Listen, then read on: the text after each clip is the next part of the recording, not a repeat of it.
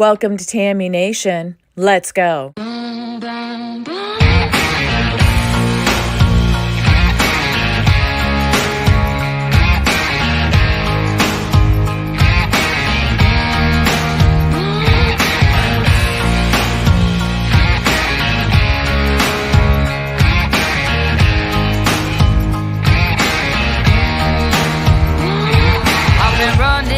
From 9 to 5, been biting my tongue for all this time. Won't let anyone cut me short. I was thinking this was the way to go, and you put up your puppet show. I say cheers to life. No, I'll be no good man's wife. Just leave me alone. I'm running the show. I'm telling you, it's my time to rise up. Live the life I'm proud of. No, you better go.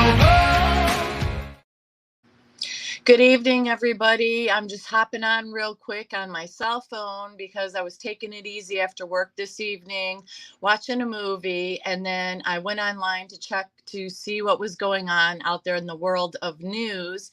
And I caught a couple things that Donald Trump put out, and I wanted to get you guys the heads up on it. I had reported yesterday on my show that come Monday that Donald Trump was going to do a presser on Monday morning at 11 o'clock.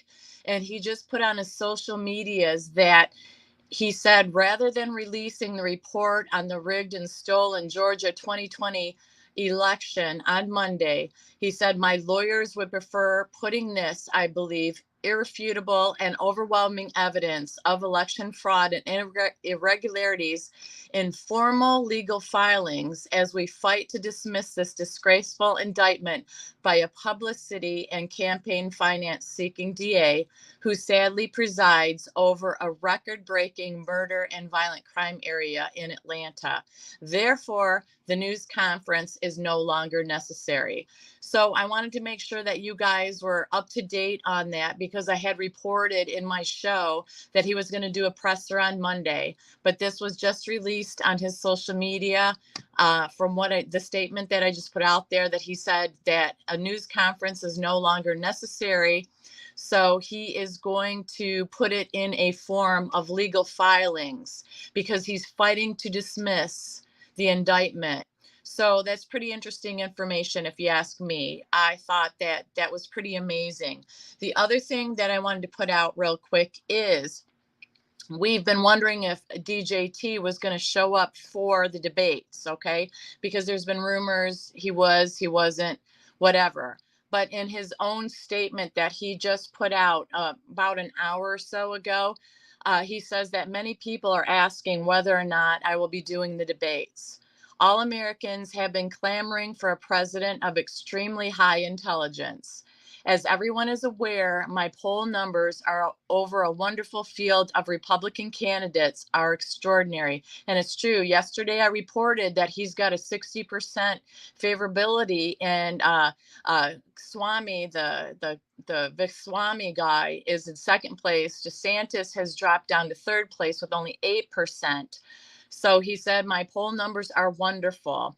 He said, so as everyone is aware, my poll numbers are over a wonderful field of Republican candidates. They're extraordinary. So, in fact, I'm leading the runner-up, whoever that may be now, by more than 50 points. That is factual to the poll that just came out yesterday. He said, I'm leading the runner-up. And he said, Reagan didn't do it, and neither did others. He said, people know my record, one of the best ever. So why would I debate? I'm your man, in all capital letters, make America great again. So apparently DJT doesn't plan on going into the debates. He says that's not necessary. And hey, Sharon, hey, Melinda, it's good to see you guys. Thanks for popping on with me real quick here. But I find that pretty interesting. Those are two late breaking things that just came out from DJT himself. And, I don't know if you guys heard or not, but it also came out. I reported yesterday that our great President Biden was offering $700 per family in Maui for the devastation they went through, that they've lost everything. So he's supplying them $700, a one-time fee. And they also have to apply for it and register for it. Well, my question is, if you've lost everything and there's no internet, there's nothing going on there. Hey, Kathy Taylor, uh, how are they going to apply for this? And the second question I have is $700 seems like a weak amount of money to offer people in Maui who have lost everything, family members, their livelihoods, their homes, and you're going to offer them $700. I thought that was pretty weak. And I actually put it on my community page, his actual statement that you can see for yourself in his own wording. And he said that he's offering aid to the survivors, that it's critical need assistance he's offering. And he said that we have staff on ground dedicated to helping survivors navigate the registration process. Well, my question is, you think it's worth $700 only per family who've lost everything, yet you've supplied over 100 billion to Ukraine. Yeah, it's been in equipment and stuff like that, but it's also been financial aid. So how can the leader of this free world offer over 100 billion to Ukraine, but then he comes out proudly offering only a one-time $700 payment per household to the citizens of Maui? So that's exactly what we don't want or need in America. We need a leader. We need somebody who is going to be strong. And I'm telling you what, Mr. B has not been that. You look at the condition of this country, you look at how we're being laughed at and mocked in this world. We are an embarrassment across the world when we've never been really that way. And I just don't understand how anybody can stand up for this guy anymore or this administration, because there's been so many atrocities that he has put against the American people. And he's put all these foreign countries and all these illegal people ahead of his own citizens that he's supposed to represent, and his administration as well. You know what, Melinda, that's true. Who's going to be for us, not against us? And that's what I'm saying out there.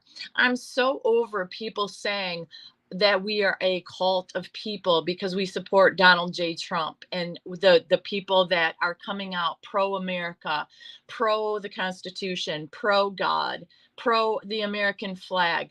I'm so over that. When you look at things like this going on with our own supposedly commander in chief, I'll tell you what, anybody that is pro America lives in America. That's the way it should be. We should be standing up for our own citizens and our own country. We should be supporting and backing anybody that is pro America first. How can you be against somebody that says, make America great again? Let's get America back. Let's bring the industries and productivity back to the American citizens. Let's bring it back. Other people are saying, well, you know what? It's not a big deal that we export out to China. It's not a big deal that we support Ukraine, et cetera, et cetera. Well, I'm going to disagree with that, because we need to take care of ourselves first. When we're fighting inflation and we're fighting people trying to put food on the table, every day we've got dual men and women, I should say, in a household trying to just pay the bills, working their behinds off just to be able to pay the bills. That is not the American way. That's not what America was made to be. America was supposed to be land of the free, that you work hard and that you're able to enjoy life. You're able to enjoy different little things with your family. You're able to supply food and shelter for your family. We look at the condition of this country with the homelessness on the streets. Yeah, there's always been homelessness. You're right. There has been, but not at the level that it is at today. You can go on any social media platform and you can look at the live videos of the disgrace that's out there in DC, in San Francisco, in New York, in Atlanta here. It doesn't matter where you go, it's there. So if we cannot take care of our own citizens and put them in some sort of shelter, whether they want to go or not, I hear, oh, well, they don't want to go. Well, I'll tell you what, there's a way to get them off the streets, and it certainly isn't by ignoring them and just supplying tents. Do you know it over in, I think it was in California, one of the cities, I think it was LA, that they spend like over $1 million a year just to keep those streets clean of the feces and urine and all that goes into those streets. I follow a man who is called Brother John Elving out of Canada. He is a street pastor and street minister who is recovered. He goes out on the streets of Canada every single day and he takes care of these people that are homeless or drug addicted or alcohol addicted, living on the streets, and he tries to supply them with the word of God, some comfort, etc.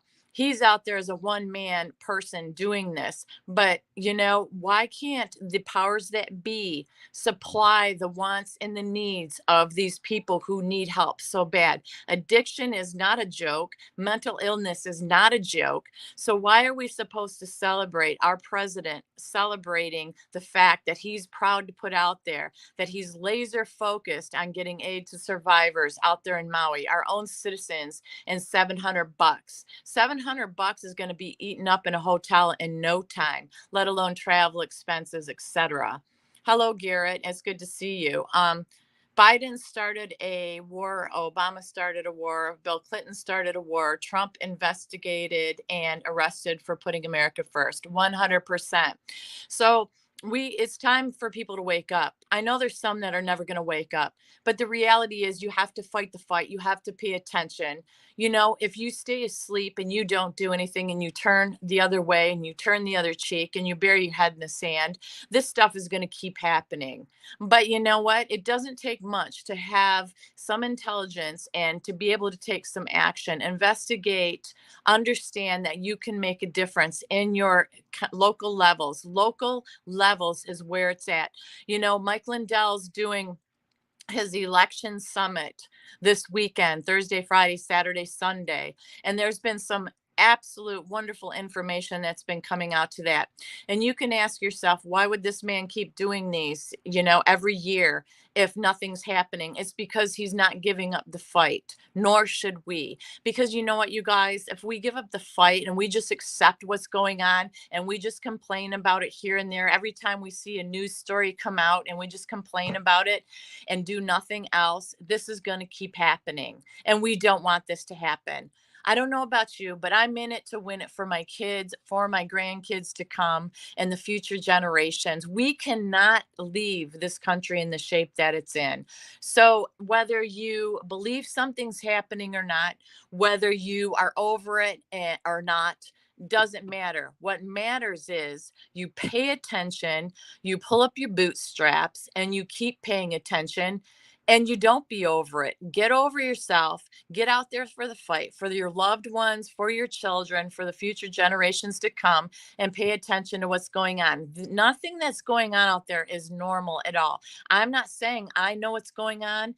I don't believe we're going to know 100% what's going on. Hey, Sharon, it's good to see you. I don't know what's going on. I just know what's going on is not normal. It's way beyond what we've ever experienced before. The level of corruption, the level of putting everybody else first, but our own people and our own country. And I'm tired of it. When you look at Mr. T and you see the events he puts out and the speeches that he gives and the amount of enthusiasm for this country, the people that are there that are very, very happy to be people and members of this country who are still out there fighting the fight, that spend hours in line waiting just to see him speak and other people speak, that's showing up and making a difference. Even if you're making phone calls. I told you it was probably a year ago on one of my shows I did when I was with LWN, that your phone call to a representative, one phone call has the impact of 100 phone calls. Because why? Not that many people make phone calls and make the effort because they think, you know what, my voice isn't going to be heard. It doesn't matter. It does matter. You calling your representatives and telling them you don't agree with what they're doing, you need to stand down, or I don't want this bill to pass, and I would prefer that you go this way. You have to remember they're representing you. And even if they get up there and they don't represent you, but you at least make your voice heard, because the noise matters. us getting in their ears matters, and it's going to change them. Why? Because they want to get elected again. They want to be out there. They want to have the popularity. Some of them are in it for the money, but the thing is, they're going to change and they're going to listen to you because they don't want to be ousted. They want to stay in that seat. They want to stay cushy. And some of them, you guys are in it because they love this country and they love what they're doing. There's some very strong, very good fighters out there. Absolutely 100%. But the thing is, they represent us. We forget that. We forget they represent us. So if we just throw our hands up and say, you know what, we're just going to keep complaining about these things that go on day after day after day, but there's nothing that can be done, is wrong. We are in error for that. It's time for us to wake up, to stand together as a country, and to get out there and have our voices heard. And I'm talking in a normal, productive way. That goes without saying. We have to pay attention to what is being told to us out there, and then take it with a grain of salt. Do your research. Look at all the different avenues. You cannot just take one person or one network's word for truth. It's hard to know who's telling the truth and who isn't anymore. But it's up to us to do diligence, to be out there and be alert and stand strong. If not for our children, then for who? And that's what I have to say about it. Let's see, Oreo, they work for us. We don't work for them. Absolutely right, Melinda. Oreo says that $700 payment to Maui residents is as much a joke as those stimulus checks after they locked down us in 2020 and picked winners and losers and told us we weren't essential workers. Yeah, let's not forget. You guys, you can go back and you can look at video, find video. There's actually montages made up of all these so-called famous people, celebrities we look up to, saying that those of us who did not get the jabberdoodle, those of us who decided to stay true bloods, we were the ones that were the detriment to society. We were the ones that were the evil spreaders. We were the ones killing people. That was so disgusting and so disturbing. You look at the data now, look what's happening now, look what's coming out now about all the information with all these jabberdoodles and stuff. You look at what happened. And the reality is, those of us who didn't get it we were right to not get it. We should have had the choice. These people that pressured on us and labeling us bad people for not doing it should pay a price for that, because it was psychological warfare. They made us like the bad guys. And now here we are all these years out, and we look at all the problems they're having with it. We look at the deaths that have happened from it. We look at the lies. You know what? And I hear that people say, well, you know what? Our government wants the best for us. I trust them. They didn't know, so they did what they thought was right. Well, I'll tell you what. In America, last I knew, we had a choice. So we should have the choice whether to get it or not. I'm not saying anybody should be forced one way or the other. But the problem was, those of us who did not get it were made to be the lepers of society. We are the ones that lost jobs, we lost friendships, we lost relationships, we lost family members, and they put the pressure on us. There was no freedom of choice. Hey, Larry P., we lost a lot standing up for what we felt was our right. Because you know what? In reality, nobody knew for sure 100%, did they? So when I say nobody knew 100%, we should have freedom of choice. We should have freedom of options of how we wanted to treat whatever was coming at us, because they didn't know. They pressured us. So then you ask yourself, why? And I think a lot of people are realizing that now, unfortunately. But the problem is, people don't want to feel that they were wrong. People don't want to feel that they were hoodwinked. People want to believe that there's the best of people out there and that doctors and our government want the best for us. But unfortunately, that isn't always the reality. There are good people in every aspect of every job and every race and every culture of life. But there are also bad people. And we always hear, as the Bible says, follow the money. Money is the root of all evil. People that, power, pride, ego, control, that is what's detrimental to this society. And I believe we saw that 100% when it came to those jabberdoodles and what we went through. And the unfortunate thing is, I see people out there now, because there's supposedly another strain coming out that's out there, I see them wearing those face diapers again. And I feel so heartbroken and sad for them. Hey, Shailene, it's good to see you. I feel so bad for them because they are traumatized mentally from what happened before. But the difference this time around so far is they have the choice to wear it if they want to. I have the choice to wear it if I don't want to. And that the media culture and this cancel culture out there best not try to make us feel guilty for doing what we feel is right. Because after what we went through, the super spreaders we were supposed to be at all these events and stuff, that never happened. That never came to fruition. And then I asked myself this, and I had conversation with some family members recently.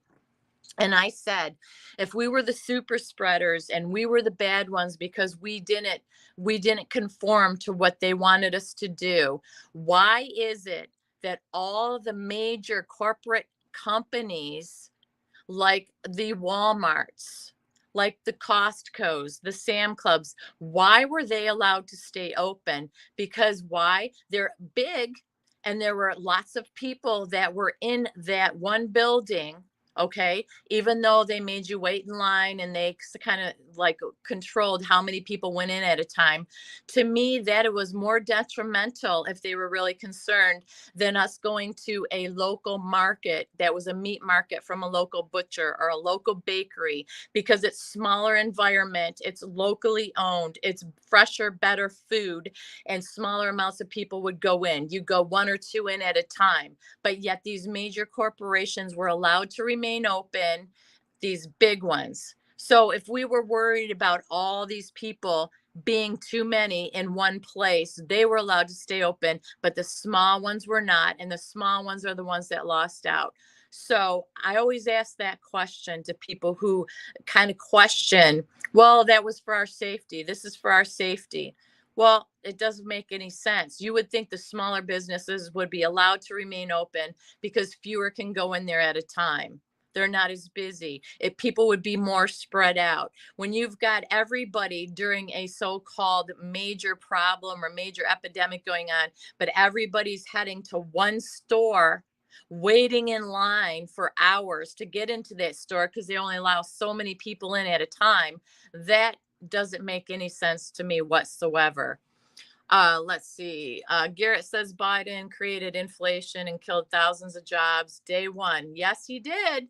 Yes, he did when he signed off about the oil things. Yes, he did. Brought hundreds of thousands of jobs back to America. Trump did. Yep. And we were almost energy independent. And that's the whole thing. People, people want to nitpick about Trump and that whole energy independent thing. I'll tell you what, on every aspect and every scale, we were far better off than we are now. And you know what? People say, well, no, that's trickle politics, from one run president to the other. No.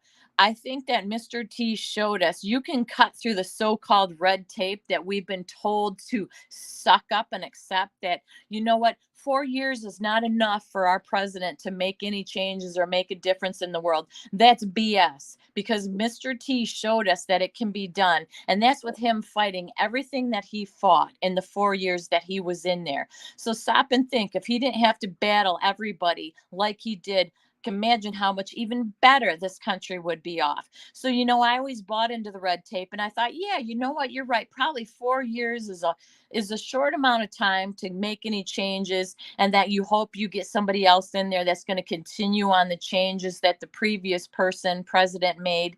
No, that's all BS. That's all BS. Red tape, that whole red tape is BS, and I've learned my lesson. So, Mr. T, whether like him or not, he started a movement. This movement is about us waking up and understanding that freedom is not free. Sometimes you have to fight for your freedoms because they can be taken away slowly but surely. And when I say fight, I mean that shows your voice.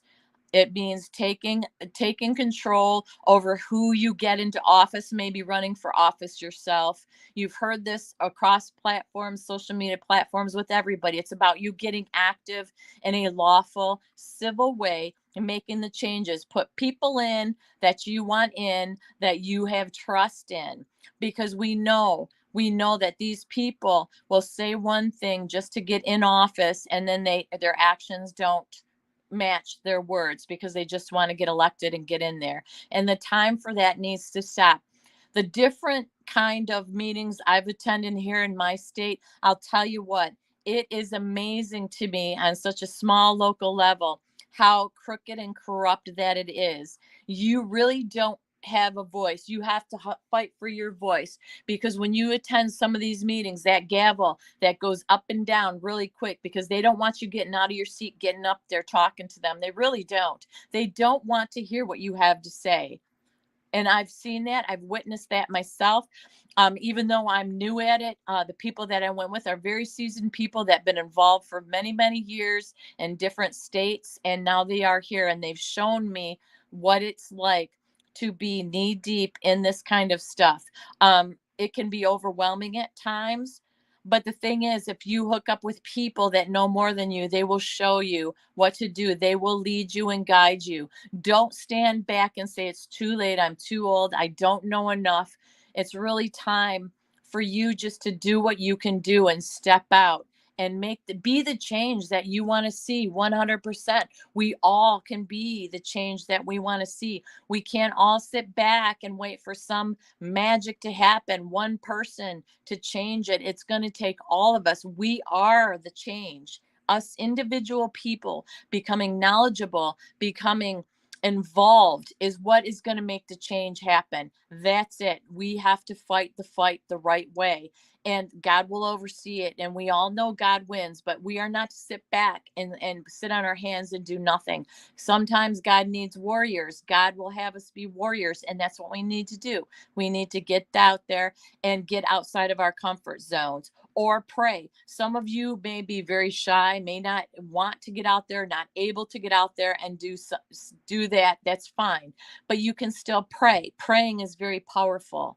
So every one of us can do something. And I'm telling you, if I can do it, anybody can do it, because I came from no experience, and I'm out there determined to help, determined to learn, determined to grow, and determined to do my part so this country is saved. I do not want to have to face my children and grandchildren and say, yeah, that happened, but I sat back and I did nothing because I didn't know what to do. There's no excuse. There's plenty of social media platforms out there for you to find information, for you to be able to do what you can do, sharing information, make copies of different things that come out on social media, different news articles to pass out, having conversations with people, or even just being a positive light out there in the world, not being an angry, mean person.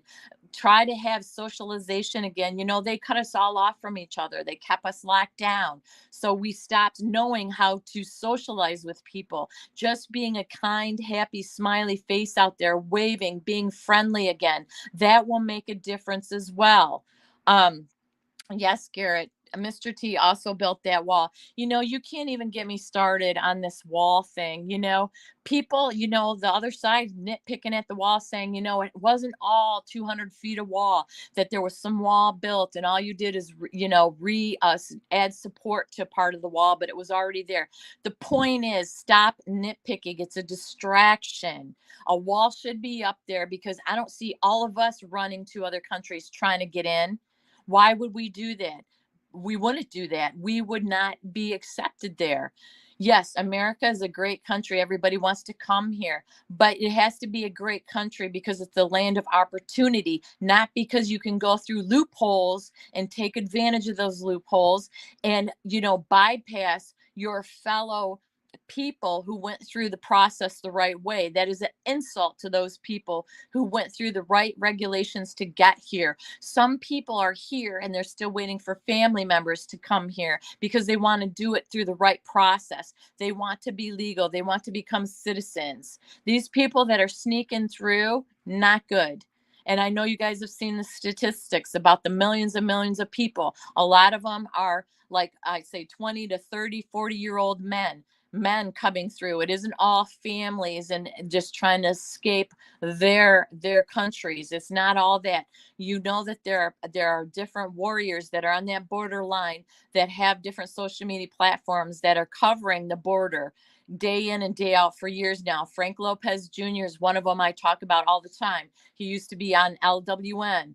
We met him there. He is still fighting the good fight. He will show you video on his Facebook and YouTube of what's actually going on. So that is our part, to get out there and be able to see with our own eyes and decipher who's telling the truth and who isn't, where we want to get active and where we don't. And it's that simple. We have to do something. Um, exactly, Shailene. The last election, they didn't even campaign. Zero. Remember those little circles that Mr. Biden had? The 10, 12 circles he had, and he couldn't even fill them up. And you look at Mr. T today, when he goes out and holds a rally or he speaks, it's always sold out. People are in line for a day or two waiting for him in that line. But you look at the happiness, you look at the patriotism in these people, and it's not all young spring chickens. Some of those people are older like us that bear the heat, that they camp out because it's that important and that crucial to them to be a part of this and to celebrate with people about, America, land of the free, and keeping it that way and just enjoying each other. There's never been horrible things that happened at the gatherings. Those people that are at those gatherings for Trump are patriots. They are people. That's what America represents: the hardworking, blue collar people, families in celebration. They're wearing red, white, and blue. They're waving flags. They're just having a dang good time. There's nothing bad that happens at those events. Biden talked about, I'm going to have people unified. I'm going to have complete transparency. None of that's happened. Zero. Big fat zero. And look where we're at now. And it didn't have to be that way. This country was set up so well. If Mr. Biden, with all his 50 plus years of experience, really cared about this country, he could have just kept everything the way Mr. T had it, and we could have been sailing along just fine. He didn't really have to touch anything. It could have been on autopilot. But no, see, it's greed, it's control, it's changing this country into like Venezuela. They want us to be like Venezuela, and that's not going to happen. That's not going to happen at all. Garrett said Biden wants to normalize. Yes, the P people and the gender affirming care. Yes. That's a whole nother thing. When you have, oh my gosh, you get into these P people, and I don't want to say the word, you know what I'm talking about. This attack on our children is sickening to me. And you look at how Sound of Freedom's out there, that movie's out there, and it's blowing everybody else out of the box office. That to me shows hope and inspiration. Now, we shouldn't just go and see that movie and say, oh my gosh, and be the end of it. We should be actively involved to make that change, to pay attention, whether it's in our community or getting involved and just paying attention. Because where I'm at during the Super Bowl, it is one of the biggest hubs here at Atlanta for that kind of stuff to go on. They have a bunch of people out there, police and everything, at that when that goes on down here, because Atlanta is one of the biggest hubs for that, and it just sickens me. No innocent child should have to pay the price for the rest of their lives, mentally and emotionally and physically, because we as adults in this country can't take care of the other adults that prey on them. That's the least we can do for our children, is take care of that. There's no exception to that. You harm a child, you go down for a very long time, probably the rest of your life, because the stuff that I've read, the stuff that I've seen, those people cannot be rehabilitated. So therein we have to take care of it. We can't let them in and out, in and out, in and out at all. That we can't do that, because our children are precious. You stop and look at what's going on in this country with this whole we, they, she, they, thy, all these kids that are messed up. Unfortunately, some of them is such a huge mental illness that they're going through. And instead of treating that illness, that mental illness, we are accommodating them by allowing them to have surgeries that will change who they are for the rest of their lives. And guess what? We have no idea the impact that is going to have on the generations to come that have done this as they get into adulthood. How can you honestly explain why a child under the age of 18 is allowed to change who they are from male to female, female to male, and we take what they say and what they feel 100% to the point of changing it, but they aren't allowed to eat what they want? We don't allow them to drive. We don't allow them to vote till they're 18, but they can say, I don't feel like a female anymore. I want to become a male, mommy and daddy. So therein, you allow them to change their sex. That is going to last the rest of their lives. How come, if that is the solution, the people that have done that, and I know a few of my own, their depression rate, anxiety rate, and actually offing themselves rate is the highest of anybody else, because changing it who they are that way does not solve the problems that are in here. And I'm not making fun of it. I'm saying we as a society, that's another weak spot we have. We don't go in and help them deal with the thoughts that they're having. There's something they're lacking that they want to have, that they feel they need, that they're going to get with surgeries, and they don't become happy. And then it gets even worse than that, because the new thing out there, or the newer thing, is adults that are acting like babies, where they have adult sized cribs in their rooms and they dress as babies, and that's what they want to be treated as, pacifiers and everything. It's disturbing, it's disgusting. That is no way, shape, or form normal. That is not godly. God does not make mistakes. He makes male and female. We've done fine in this world having male and female. When you want to eliminate a male and a female, who's going to be having the babies then? Who's going to be having the babies? It's ridiculous. And, I could just go on and on about that. And I just don't even want to. It was supposed to be just a few seconds about these couple things that Mr. T came out on. But, I was sitting here and I thought, man, you just get fired up, because I love this country and I love people and I love God and I love just the camaraderie that we had growing up with friends and neighbors and family and barbecues and just living the great life in this country. And what it's turned into is so awful and so sad that, you just need to stand up and fight. And, we want our kids to have what we had in this country. And you look at it now, so many of them are lost. Hey, Harvest Mary Moon, it's been a while. It's good to see you, honey. So many of our kids don't experience what we experience. They have no idea what a phone is with a cord. They have no idea what it is like to go outside and get lost and play all day long and not come home till dark. Do you guys remember growing up? We used to go out and play and outside and with the neighbors all day long, and we would wait until our parents would call us home, and we'd have to go in, and you'd lay in bed at night after a nice warm bath and think, my gosh, what a great day. You were so exhausted from just what the things you discovered outside, finding frogs, finding what you could in nature, just imagining playing, cops and robbers as kids, all the organic, natural, fun things that we did as kids using our imagination. They've unfortunately lost all that because they don't do that anymore. What do? First of all, they worry about getting a job. What kind of job and future do they have? Then some of them just tune out and don't even want to grow up. They sit in front of video games, all day, all night, and order DoorDash. They think, well, you know what? It's escapism. It's an addiction. It's the new addiction. And it's very hard. We've seen video, and some of us have dealt with it ourselves, where you try to get your kid off the games, or you talk to them and they have a meltdown, and they're having withdrawals from the games if you try to pull them off there. We have to stop this. We have to stop this nonsense. Social media can be a wonderful, beautiful thing, like all of us talking here. all of us hanging out here, using it for good.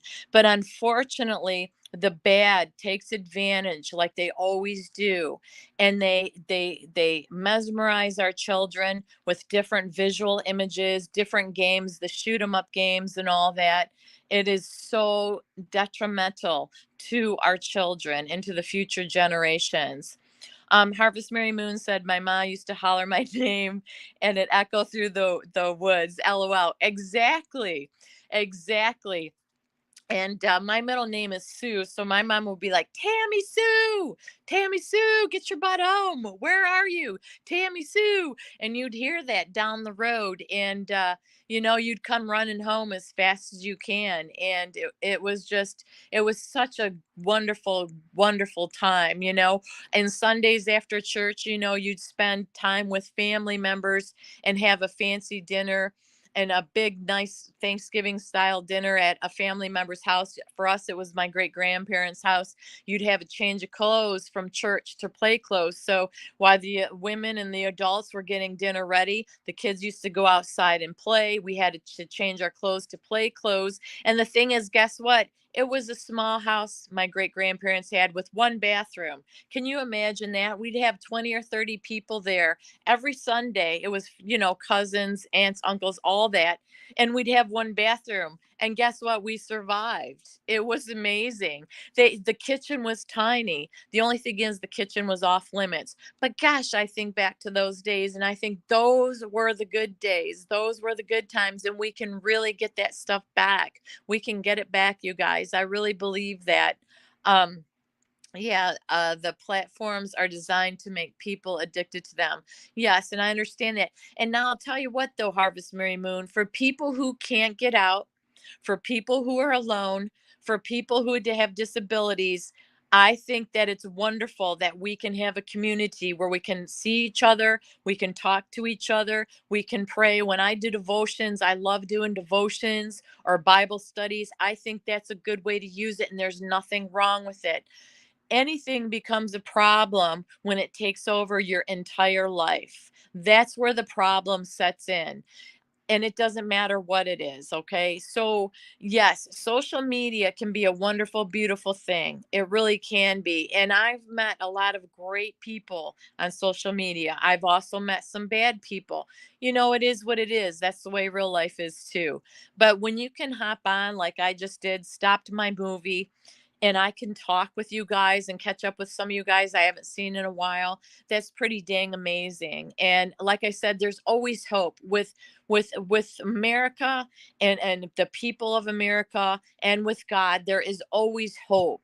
And yeah, it's nasty and it's bad these days, but dang it, there's always hope. And for us to speak up and just join in that hope, that's and uplift each other and join together in that hope, share the memories and go back to some of the old ways and the roots is simply amazing. And that's what will propel us forward. Like I said, sitting back and doing nothing and complaining is not going to get us anywhere. And I'll tell you, go back to, and I'll tell you what else social media is good for is recipes. My daughter, who's 19, looks on social media, and she's a great cook and a great baker. She makes us dinner and stuff. She does use recipes off the social media, and that's amazing. So it is up to us. It's all about us. We have to reflect back on ourselves. It's about our self-control. What are we paying attention to? What are we spending time doing? What kind of energy are we putting out there in the world? What are we giving out there? Are we benefiting society in a positive way? Are we teaching, learning, growing, or are we just kind of slumming around? You we have to ask ourselves that. I always say it goes back to ourselves, you guys. We have to fix ourselves first. We have to look internally. We have to pray about what is our gift. What is our gift? God gives each and every one of us a gift. We are all very valuable. Yes, that's right, Harvest Mary Moon. We can't change the world till we change ourselves. And I'm telling you, it takes a lot. Self reflection, self work is not fun and it's not easy. It is not, and it's a continual work. But what good do we do ourselves if we stay in our wounds? We stay in our hate, we stay in our anger, we stay in our negativity. It doesn't do us any good. It doesn't do the country good, and we're not good examples to our children, our grandchildren, our friends, and our family. So with that, I'm gonna wrap it up because I'm going on. It's been 44 minutes, you guys, and I didn't mean to go on that long.